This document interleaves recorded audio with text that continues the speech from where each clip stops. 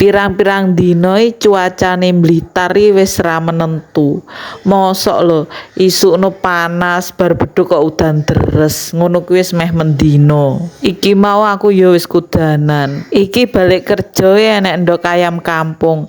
Arep tak goreng ya wis males mangan. Iki digawe apa ya enake? Wis tak gawe ndok setengah mateng ae. Langsung tak eksekusi. Iki aku nggodhog banyu, terus mari ngono lak banyune wis umup, ndoke dijegurne. Lak wis 5 menit kompore dipateni, mari ngono ditutup tunggu sampai 5 menit. Mari ngono terus dientas digrujuki banyu adem baru dionceki. Lah kok ndadak kematengen. Iki gandengane wedang jahe. Iki jahene tak bakar dhisik ben aromane keluar.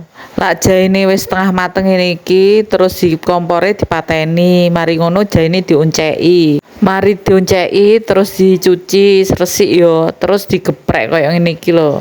Aku gulane nggae gula abang kambek gula putih. Iki soalnya ben rasane mantep ngono lho. Lak telure mau tak bumboni lada hitam kambek garam. Lak telure rasane enak. Wis iki mateng kabeh to. Tapi iki sing urung iso ya aku nggae ndoke setengah mateng. Piye yo lur carane?